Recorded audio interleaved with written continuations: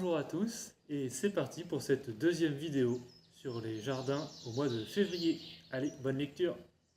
Alors on commence par la serre Aquilée et avec les 4 premières planches de petits pois de la semaine 43 du mois d'octobre dernier qui ont bien démarré et au final le botrytis des pieds s'est un peu estompé. Première floraison, première formation des gousses. Ça se profile plutôt bien pour des récoltes à la fin du mois de mars. Et au pied, les mâches aussi prennent leur place, qui avaient remplacé les carottes, qui avaient de la mouche. Là, les petites étapes, c'est vraiment tutorer assez régulièrement les petits pois pour qu'ils restent bien cantonnés à leur filet et penser à protéger d'impétrantes si jamais ils annoncent du -2, -3, comme c'était le cas ces derniers jours. Donc on continue avec les radis, carottes, pois du mois de novembre, donc un mois plus tard. Donc là, les petits pois sont beaucoup plus petits. Et puis, mais ils commencent enfin à reprendre du poil de la bête après les froids du mois de janvier. Et en association, nous avions les radis carottes. Donc les radis ont été récoltés sans trop de soucis. Et on peut comparer entre à gauche et à droite de la vidéo les carottes qui avaient des radis et les carottes sans radis. Clairement, celles qui n'avaient pas de radis sont un petit peu plus en avance. Mais les semaines, petit à petit, on voit que l'écart se rétrécit et que, à mon avis, il n'y aura pas grande différence sur le rendement entre carottes avec radis et carottes sans les radis. Donc, ce qui est rassurant, c'est que cette fois, on dirait que la mouche n'a pas eu le temps de pondre sous cette série de carottes plus tardives du mois de novembre. Dans cette partie de la serre, il nous reste encore du persil de mars de l'année dernière. Et on continue de faire des bouquets, parce que mine de rien, il n'a pas décidé de monter à graines. Et donc on en profite pour valoriser cette culture semi-vivace au final pour nous. Et à l'intérieur, on a les petits pois aussi du mois d'octobre, mais qui sont un peu moins beaux que les autres, principalement à cause de beaucoup de rongeurs dans cette zone de serre. C'est une zone de serre qu'on n'avait pas du tout grelinetée, donc c'est vrai qu'on n'a pas cassé les galeries derrière les concombres de l'été dernier. Et là, oui, c'est vrai que c'était un peu la catastrophe. Et au final, on voit quand même quelques fleurs et gousses se former, mais ils sont quand même un peu moyens par rapport aux autres. Et idem, les épinards au pied ont bien souffert. Voilà, des rongeurs et des plants abîmés, des racines mangées. Donc on n'a pas eu un très très beau développement des épinards. On n'a fait qu'une coupe dessus, si ma mémoire est bonne. Donc là, je pense qu'on va faire encore une dernière coupe avant d'enchaîner avec la culture suivante. On voit même quelques plants qui sont un peu jaunes, bien attaqués par le mildiou. Voilà, c'est un peu de ma faute, c'est ceux qui se retrouvent sous le fêtage de la serre quand il pleut. Quand les Vélux sont trop grands ouverts, en fait il y a de l'eau qui passe par le milieu du fêtage. Et voilà, et donc ça prend la douche dans la serre. Et enfin pour terminer la première serre, on a nos petites salades qui ont bien galéré, hein. On avait semé ça planté mi-janvier. Un petit passage de gel, un petit passage de rongeur, un petit passage de limaces, un peu tout le monde. Donc on a replanté mi-février. Donc là, il y a à peu près plus trop de trous dans la planche, mais pas mal de salades qui sont pas au même stade de développement. Et pas de chance, la semaine prochaine, normalement, c'est les courgettes. Et là, clairement, va falloir trouver un autre endroit pour les courgettes, puisque les salades ont pris beaucoup de retard par rapport à ce qu'on avait prévu dans la vitesse de croissance du plan. Allez, on enchaîne avec la deuxième serre, la serre bruyère, avec l'association pois, épinards et ail courant novembre, donc le petit pois un peu plus petit, hein, logique, planté plus tard. Et là, ça y est, l'ensoleillement de février, somme tout modeste, mais a permis de bien faire démarrer tous les épinards. Donc là, on est prêt pour une première coupe des épinards. Dans l'idée d'en faire 2, voire 3 avant l'arrivée des poivrons plutôt courant avril-mai. Et surtout pour dégager l'aillet, pour éviter qu'il soit trop confiné, qu'il y ait des petits démarrages de rouille, et voilà, qu'il soit quand même assez beau pour les récoltes.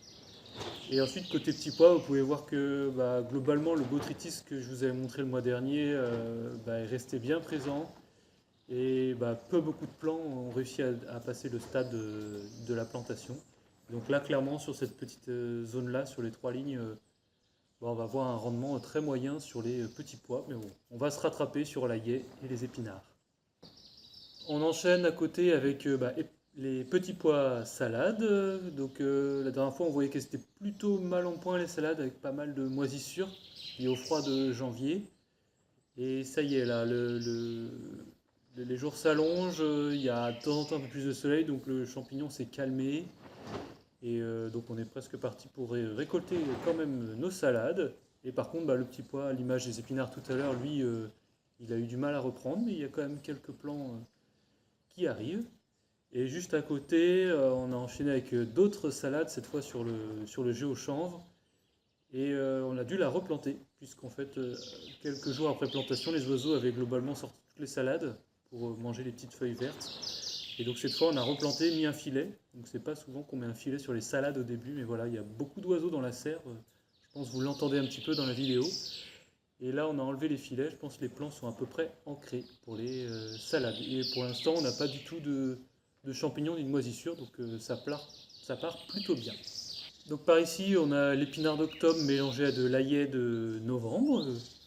Plutôt belle culture là, pas de problème sanitaire. On voit que les feuilles sont bien vertes pour les épinards et l'aillet n'a pas l'air de pâtir de la concurrence. Donc après, on récolte quand même pas mal, hein. On va rentrer dans la deuxième coupe de cet épinard pour libérer la lumière, pour que l'aillet se fortifie un peu et qu'il évite de filer trop haut bah, vers le ciel. Et notre lutte rongeur a plutôt bien marché, donc on a piégé au maximum, on a mis beaucoup de pièges. Et bah, on n'a plus de plants d'épinards à mourir, donc c'est plutôt bon signe par rapport à ce qu'on a vu tout à l'heure. Alors qu'en est-il de nos oignons nouveaux de la semaine 45 en novembre? Je rappelle qu'ils avaient beaucoup filé là en janvier, manque de lumière, un petit peu de douceur, et donc ils étaient un peu enchevêtrés les uns sur les autres. Et donc, bah, ce qu'on avait commencé à mettre en place, c'est de démêler tout ça, un peu de désherbage, et essayer de couper bah, tout ce qui déborde et ce qui tombe par terre. Et ça fonctionne plutôt bien. En fait, l'oignon refait des belles petites pousses et repart vers le haut. Donc, ça a calmé aussi le mildiou qui était en démarrage dans la culture. Bien sûr, on a ventilé à fond bah, la serre pour être sûr que ça ne s'accentue pas. Et là, bah, on a commencé à récolter pour l'instant des petites bottes d'oignons cébette. Voilà, en mois de février, donc on trouve ça chouette d'avoir bah, la gamme des oignons secs et bah, plein de petites bottes d'oignons frais bah, pour faire évoluer un peu l'étal et puis annoncer le printemps. Les petits pois, par contre, bah, vous pouvez voir qu'ils commencent à fleurir et ils ont un peu repris, mais c'est vrai que les rongeurs avaient mangé toutes les têtes de petits pois qui n'étaient pas forcément bien tutorés. Et c'est vrai que ça a du mal, donc il y a quelques gourmands qui se forment en petits pois, mais pas tant que ça. Et donc là-dessus, je pense qu'on aura un rendement un petit peu moyen, peut-être un peu moins d'1 kilo par mètre de petits pois. Par rapport à d'habitude, on est plutôt à 1 kilo, 1,5 kg de petits pois par mètre de rang. Et enfin, bah, on voit la partie de récolte des oignons cébettes. On récolte le rang central d'abord, donc comme ça on va mettre les tomates la semaine prochaine, les premières séries début mars là. Et l'idée c'est que bah, quand on plante les tomates, il n'y ait pas de confinement autour des feuilles pour qu'elles s'épanouissent bien, qu'il n'y ait pas de risque de maladie au démarrage. Enfin on enchaîne avec la troisième serre, on va commencer par les bordures. En fait, dans nos serres on plante aussi les bordures, ça nous force à entretenir les côtés qui souvent bah, peuvent devenir une espèce de broussaille. Et donc là, on fait épinard aillet sur toutes les bordures de la serre. Et là, bah, là vous pouvez voir bah, qu'il y a les premières montaisons des épinards. Donc là, c'est vrai qu'on a eu quelques jours un peu ensoleillés. Et c'est monté à 25 degrés dans la serre parfois. Et donc là, ça monte. Donc c'est pas trop grave parce que ces épinards-là, on est déjà à la troisième coupe. Donc là, on va faire une quatrième et dernière coupe. Et ça va libérer la place pour l'aillet. Alors les premières planches de cette troisième serre, c'est l'aillet de la semaine 45, là, courant novembre. Et donc je trouve intéressant de comparer l'aillet planté sur une planche vierge, où il n'y a que de l'aillet, et les cailloux qu'on avait plantés en plein dans la culture de navet botte, en gros feuillage en cours de récolte. Donc clairement on voit une belle différence sur l'aillet. L'aillet qui était à l'ombre dans les navets, bah, il a un peu filé, il a un peu de travers, un peu faible. Et bah, je pense que ça va pas avoir une grosse incidence pour les récoltes de avril, mai, juin. Et donc on va voir, mais je pense que l'aillet qui était dans les navets bottes va finir par rattraper l'aillet qui a été planté tout seul. Et concernant la fin de culture du navet bot, on a récolté tout ce qui restait pour les mettre plutôt en vrac, en coupant bien et en parant bien pour que ce soit joli sur l'étal du marché. Et toutes les fans, on laisse se décomposer au sol. Ça va rapporter un peu et c'est surtout la préparation pour la prochaine culture. Donc là, on arrive en aubergine après. Et ici, caché sous le filet, naturellement, bah, c'est encore des navets, les petits navets bottes blancs qu'on a plantés en janvier et là qui ont vraiment bien poussé. Là, pourtant, il n'a pas fait chaud et qui paument déjà. On a déjà des petites billes de 2-3 cm. Donc là, c'est vraiment un bon créneau, je trouve. Voilà, janvier et on va avoir des récoltes fin mars. Et ça permet ensuite d'enchaîner avec une autre culture. Et donc en laissant bien sûr bah, le filet tout le long du cycle pour éviter la mouche du navet. Ici nous avons nos petits pois de mi-octobre, donc la première série de petits pois, donc c'est les plus grands de la serre qu'on avait associés avec des radis. Puis ensuite on a refait un radis plutôt décembre avec les patates nouvelles plantées en dessous des radis. Et donc là on est fin février, donc on a bien récolté bien sûr tous les radis. Et bah, les patates nouvelles, elles sortent de façon assez hétérogène parce qu'elles ont pris un coup de gel en janvier, là, les quelques-unes qui étaient sorties. Et surtout, bah, c'était l'hécatombe rongeur. Hein, les rongeurs, là, en janvier-février, ils ont à peu près massacré un plan sur deux. Et c'est pour ça qu'on s'est bien mobilisé. On a mis des piégeages, des tapettes à souris et tout ça dans toutes les allées. Et voilà, là, à l'heure où on fait la petite vidéo, je trouve que ça va mieux. Il n'y a plus trop de plants à mourir, quoique il y en avait encore un ou deux ces jours-ci. Et, euh, et ben voilà, on va voir ce qui ressort, mais je pense qu'en rendement, on aura un petit peu moins. Hein, c'est sûr, il y a peut-être un plan sur deux ou deux plans sur trois qui ont survécu. Mais voilà, on va sans doute avoir la récolte de patates nouvelles plutôt en retard, courant mai. Mais je pense que ça va plutôt bien s'enchaîner avec les dernières séries d'aubergines. Par ici, c'est notre association Mâche Patates Nouvelles. Donc les mâches ont été récoltées le mois dernier et bah, on peut observer bah, les patates nouvelles qui sortent bien avec, bah, comme tout à l'heure, bah, pas mal de différences entre celles qui n'avaient pas gelé en janvier et qui sont déjà plus grosses et puis toutes celles qu'on a replantées parce qu'en fait quand ça gèle, je préfère virer la patate et replanter une nouvelle parce que je pense que le rendement va pas être très bon si je laisse redémarrer une patate qui a déjà gelé. Et donc c'est pour ça que là on a pas mal d'hétérogénéité, donc bah, ça nous fait prendre du retard et on va rajouter un mois à la culture pour être sûr d'avoir un peu de calibre partout. Parce que dans quelques semaines, ça va être dur de distinguer celles qu'on gelées, celles qu'on pas gelées dans la culture. Et on termine notre tour de la serre par l'association radis pommes de terre. Donc là, vous voyez qu'on est en fin de récolte des radis. Donc tout ça, ça a été mis au courant janvier. Les patates, voilà, même début janvier. Donc ça a mis du temps à démarrer, et les radis aussi, mais là au final, maintenant ça pousse trop vite, donc il va falloir vite vendre tous ces radis avant qu'ils deviennent trop gros. Et on voit quand même les pommes de terre enfin sortir, mais elles ont mis un mois et demi, voire presque 2 mois à pointer le bout de leur nez en dehors du sol, alors que souvent nous on a plutôt un mois pour sortir. Donc bah, c'est peut-être parce qu'il faisait vraiment très froid, le sol très froid. Et bah, il y a le fait qu'on ait eu un mois de retard sur la livraison aussi de nos semences de patates. Donc en théorie, on devrait être un peu plus en avance.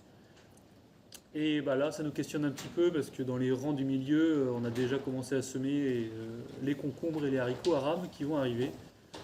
Donc voilà, petite interrogation du moment, c'est comment ça va se chevaucher là, mars, avril, mai, les cultures printemps, cultures d'été.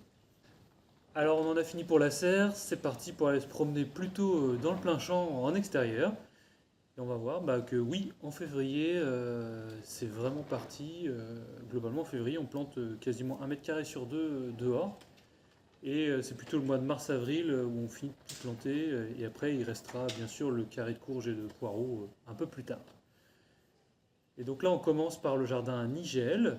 Et on va aller voir des petits choux. Donc choux raves et choux chinois qui ont été plantés mi-février. Donc sur bah, du géochanvre pré-percé. Et donc là, on a rajouté quelques couches. Hein. Donc bien sûr, il y a le filet qui me semble assez essentiel quand même pour les choux. Quoique à cette saison, pas beaucoup de ravageurs du chou, entre papillons et mouches. Et par contre, bah là, vu qu'on est mi-février, on rajoute un tunnel nantais. et aussi un peu facultatif, mais le P30, quand ça annonce -2, -3, je préfère les mettre sur les jeunes plants protégés du gros gel. Et le tunnel nantais, il est certes un peu facultatif et un peu risqué parce que ça peut monter à graines, mais on gagne quand même pas mal. On gagne presque 3 semaines de cycle au niveau de la récolte et ça nous permet direct d'enchaîner sur une autre culture. Donc là, on voit, ils sont plutôt bien partis. Ils ont été plantés il y a 2 semaines. Ils sont bien redressés. Et donc là, le seul ravageur qu'on a, c'est les rongeurs. C'est pour ça qu'on a mis pas mal de pièges sur les planches de culture. Et les limaces qui se glissent en fait entre le sol et le chanvre. Voilà, donc c'est pas toujours évident. Donc on a mis de l'anti-limace avant de poser le géochanvre au sol. Et ici, donc on a notre champ de paille, enfin de pommes de terre nouvelles sous paille de début février. On a été un petit peu inquiet parce qu'on n'a pas protégé. Là, il a fait -3 la semaine dernière. Mais en grattant bien, les patates n'étaient pas du tout encore sorties. Donc je pense que le sol plus la bonne couche de paille, ça n'a pas dû geler en profondeur. Voilà. Mais là, c'est un petit moment où il faut être attentif parce que même s'il y a la paille et que c'est pas sorti, s'il y a -3 et que le plant a commencé à germer, je pense qu'il faut poser un voile de forçage pour protéger du gel. On continue avec le jardin menthe, avec tout d'abord les plantations des premiers navets-bottes en extérieur, mi-février.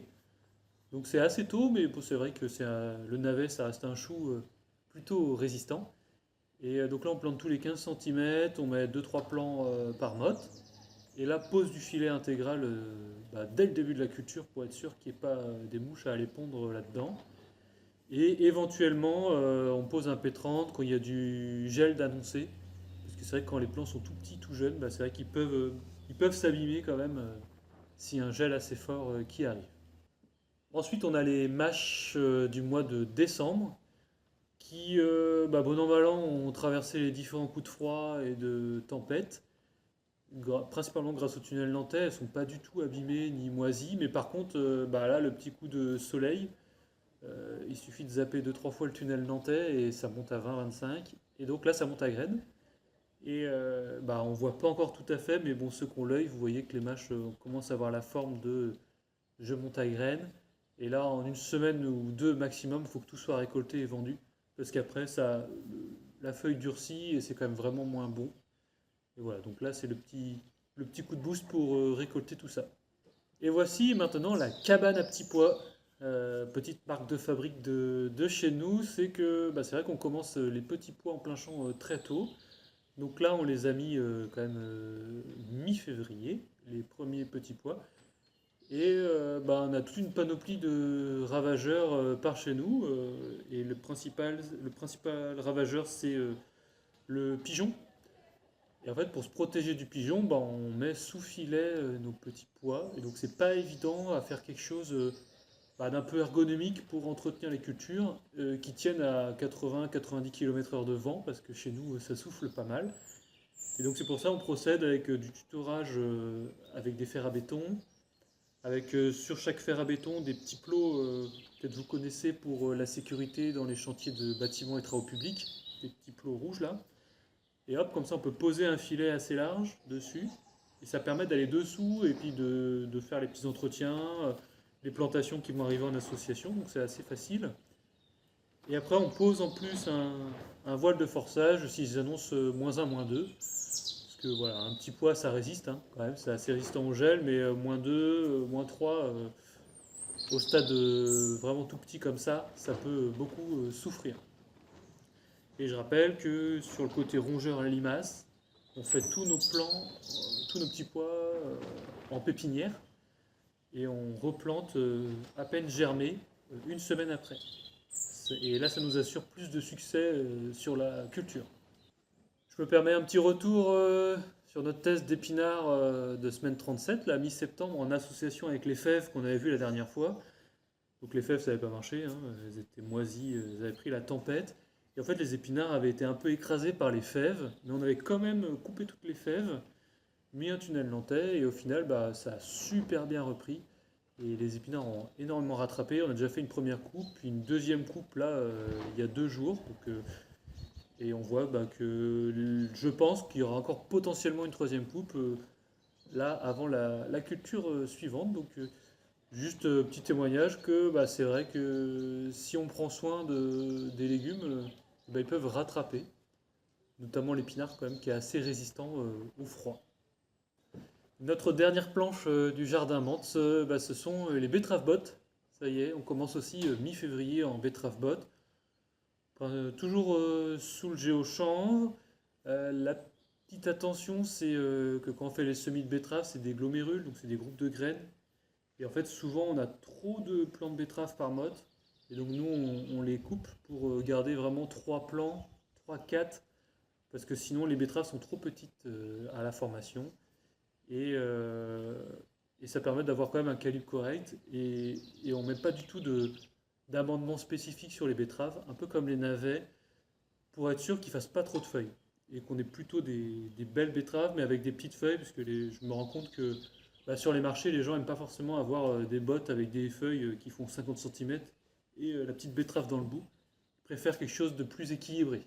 Voilà. Donc ça, c'est vraiment de pas trop charger en azote les zones où on fait des légumes comme betterave navet. Nous continuons notre promenade avec le jardin Fuchsia, jardin F, avec le premier semis direct de radis en extérieur, mi-janvier. Ouais, c'est sûr, hein, mi-janvier, ça met un peu plus de temps que l'été pour pousser. Et ça y est, je trouve qu'il a bien repris, bonne germination. Donc là, on fait 12 rangs de radis sur la planche de 80 cm de large. Et donc là, pour nous assurer toutes les chances de succès, on met un filet pour pas que les oiseaux dévorent les graines. Parce que nous, dès qu'on fait un semis-direct, il y a beaucoup d'oiseaux par ici. Et donc, ils mangent toutes les graines. Et ensuite, tunnel nantais pour accélérer la germination. Là, ces jours-ci, on a quand même protégé avec un voile d'hivernage. Parce que les -2, -3, je pense que ça leur a mis une belle claque à ces jeunes plants de radis. Voilà, donc là, normalement, récolte dans 2-3 semaines. L'idée, c'est que ça enchaîne avec les radis de la serre. Juste à côté, nous avons la deuxième série de fèves, qui, celle-ci se présente plutôt bien, donc un peu comme les petits pois, semis en pépinière. Puis une semaine après, juste pré-germées, on les plante, là sous le géochanvre. Et je trouve que ça a bien repris, elles ont bien éclaté là en 15 jours. Et donc cette culture de fèves, je pense que ces récoltes c'est plutôt au mois de juin, voilà, juste avant que les légumes d'été arrivent. Et donc au niveau des protections, il n'y en a pas spécialement besoin, puisque la fève c'est quand même assez résistant. Voilà, donc on n'a pas mis de tunnel nantais, pas mis de filet. Et l'avantage de faire pré-germer les graines, c'est que on n'a pas eu beaucoup de pertes avec les rongeurs ni les oiseaux. Ensuite, nous avons une deuxième série de plein champ de radis, mi-février, là, la semaine dernière, qui a déjà bien germé, je trouve, malgré la météo pas top top au niveau de la chaleur. Et là, toujours pareil, filet plus tunnel nantais, pour que ça germe assez vite et que ça pousse assez vite aussi, pour avoir rapidement les récoltes des premiers radis de plein champ. Et enfin, la dernière planche de fuchsia en culture, c'est l'avant-dernière série de mâches, parce que les mâches c'est plutôt une salade de l'hiver, qu'on a mis mi-février, et voilà, donc rien de spécial à dire, un petit espacement de 10 cm entre plants. Et là, on a mis aussi un tunnel nantais pour accélérer un peu le démarrage de la mâche, mais très vite on va l'enlever pour être sûr qu'il n'y ait pas de montaison au niveau du mois de mars. Nous poursuivons avec le jardin lavande et avec nos 2 tests d'ail de plein champ. Donc je rappelle, l'ail, on l'a planté mi-novembre dans les cultures de mâche, qui étaient déjà bien développées, voire presque en récolte. Et ça ne les a pas gênés parce que le caillou était en dessous, donc il a pris le temps de sortir. Et donc on va tester 2 types de densité, plutôt 4 rangs et 3 rangs, pour voir quel est le meilleur optimum pour avoir de l'ail qui ne prend pas la rouille. Parce qu'en Bretagne, on a beaucoup de rouille sur l'ail et donc des difficultés à avoir des belles têtes d'ail pour l'hiver prochain. Et donc là, on essaye de dédensifier un peu ça. Et le tunnel nantais qui était pour les mâches, je l'ai laissé. Et je vais voir, j'ai une planche témoin qui n'a pas de tunnel nantais. Et je vais voir laquelle des deux attrape la rouille le plus vite. Est-ce que c'est celle sous tunnel ou est-ce que c'est celle sans tunnel? Donc la prochaine fois, on refera le point sur ce comparatif. Donc à côté des planches d'ail, nous avons l'association oignon épinard. Donc je rappelle, là c'est de l'épinard qu'on a mis courant septembre. Bon, il y a eu pas mal de pertes avec les rongeurs, hein, comme on l'avait vu la dernière fois. Mais on a quand même fait plusieurs coupes sur les épinards. Et en fait, les bulbilles, on les a plantés dans la paille courant novembre. Et donc là, ça y est, je trouve qu'ils sont bien sortis. Et ils sont assez trapus. Plutôt une bon démarrage sur les oignons en bulbilles nouveaux. Et par contre, les épinards, là, on veut éviter qu'ils fassent trop d'ombre. Et donc, on fait la dernière coupe, la quatrième, là. Et on coupe et on sacrifie les plants pour laisser place nette pour les oignons nouveaux. Nous poursuivons sur l'observation de nos petits tests sur les mesclins. Donc là, c'est un peu les tests kamikazes de mesclins. Pour éviter qu'ils soient dans la serre, j'essaye de faire du mesclin en extérieur. Donc c'est pas facile. Donc là, le premier test qu'on voit, c'est le mesclin de fin septembre. Qu'on a planté sous tunnel nantais et qu'on a protégé du gel. Et donc on a réussi à faire une première coupe, comme je vous l'avais dit, en janvier. Et là c'est vrai que il a fait encore bien froid. Et donc on a encore perdu un peu de plants. Mais bon an, mal an, il est en train de repousser. Donc j'espère comme une coupe fin mars. Et peut-être une dernière en avril, avant la culture suivante. Donc voilà, j'ai l'impression que ce créneau là de plantation fin septembre est pas trop mal et permettent de décharger un petit peu la serre. Par contre, la deuxième série de mesclins kamikazes, là plutôt mi-octobre, fin octobre, pour l'instant on n'a fait aucune coupe. Et c'est vrai qu'il a eu du mal à démarrer, il a fait froid assez vite novembre-décembre. Et donc on a perdu des plants. Et puis là on n'a toujours pas de coupe en vue, on voit et les plants sont un peu plus petits, un peu plus clairsemés. Peut-être là cette série-là est pas terrible, peut-être garder en tête vraiment fin septembre maximum pour ces plantations, parce que fin mi-octobre, fin octobre, il semblerait que ce soit trop tard et qu'il ait du mal à rattraper avec l'hiver. Voilà. On va quand même laisser un mois ou deux de plus parce qu'on n'a pas de culture de prévu. Et comme ça, on verra si quand même on arrive à faire une coupe ou alors est-ce que ça va monter à graines directement. Et nous terminons notre promenade par le jardin kiwi. Et là, avec les blettes, donc on avait vu un blette rouge, blette verte, plutôt en botte. Donc on a déjà fait quelques coupes, hein, quand même 3 coupes à l'automne. On avait mis en pause l'hiver. Et là on observe une petite reprise vraiment tranquille hein, au mois de février. Donc on a refait 2 coupes. Mais par contre les rongeurs, on continue de décimer les plants. Et malgré le piégeage, c'est vrai que la culture a été bien endommagée. Il reste quoi, un plant sur 3. Donc on va quand même laisser reprendre en mars, mais assez rapidement on va laisser passer à la culture suivante. Donc je pense que techniquement ça fonctionne, mais voilà, faut pas qu'il y ait de ravageurs comme des rongeurs sur la culture.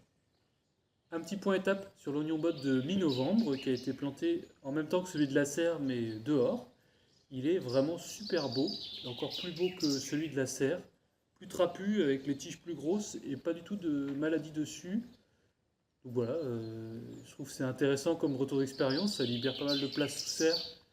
Et c'est vrai que mi-novembre, il y a plein de places en plein champ. Peut-être l'année prochaine, je réfléchis à sortir les cultures d'oignons nouveaux de la serre pour libérer de la place pour des carottes ou des épinards par exemple.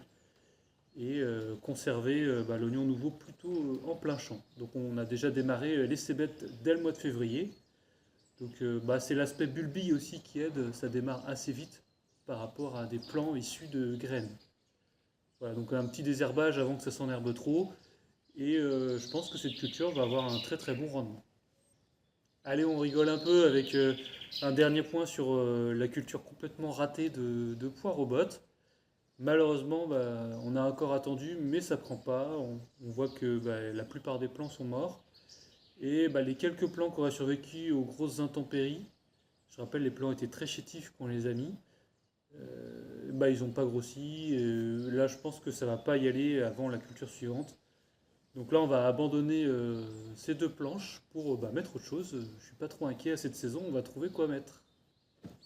Nous terminons le jardin kiwi avec la culture de fèves de novembre dernier. Donc même si ça partait vraiment bien là en novembre, les plants avaient bien démarré, c'était très beau. Et vraiment tempête sur tempête, ça a fait démarrer très fort le botrytis. Et là on voit quand même qu'il y a à peu près déjà 30 voire 40% des plants qui sont morts du champignon. Donc ils sont tout marrons. Il y a quelques plants qui ont encore pas mal de belles feuilles. Et je ne sais pas jusqu'à où ça va aller. Peut-être qu'avec le redout de mars, un peu de vent, un peu de sec, ça va calmer et permettre de faire des fleurs. Mais c'est vrai que pour l'instant, la culture a été bien abîmée là en janvier-février. C'est assez rare. Parce que d'habitude, ce créneau-là, fève en novembre, marche plutôt bien. Donc là, c'est peut-être la première année où j'ai autant de dégâts du champignon pour ce créneau-là, pour les fèves. Donc là, on va laisser voir. Et si jamais ça fonctionne pas, c'est pas très grave. On va servir des fèves comme un engrais vert pour la culture suivante. Pour le jardin jasmin, il y a eu pas mal de petites choses à partager aussi. Déjà, on commence par les premières plantations d'oignons nouveaux en plein champ de l'année. Là. Donc, ça a été planté il y a très peu de temps, là, il y a une semaine, donc plutôt mi-février. Donc, planté sous géochanvre, on met 3 voire 4 bulbilles par trou tous les 15 centimètres.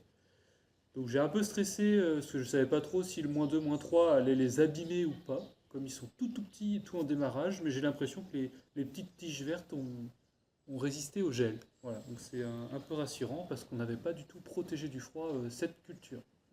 Et là, on va pouvoir commencer à faire du retour d'expérience sur les fameux tests de choux que je fais en décalé.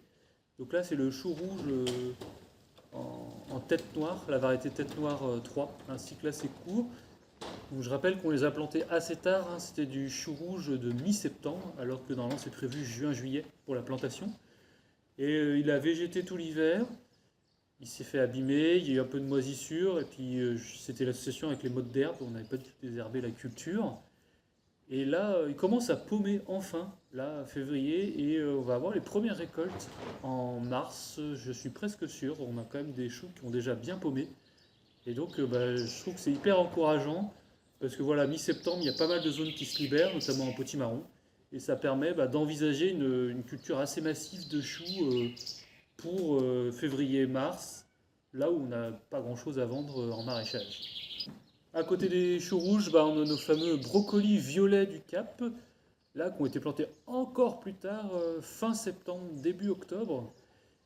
Et où là, pareil, c'était vraiment un test, hein, complètement test, parce que c'est pas ce qui est recommandé dans la littérature.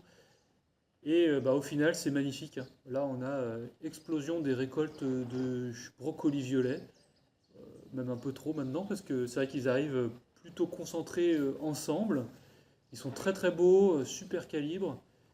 Et donc c'est un créneau qui fonctionne là le fin septembre et ça fait février-mars pour les récoltes. Un peu comme le chou rouge, un créneau vraiment intéressant d'avoir un peu de volume à proposer en février-mars.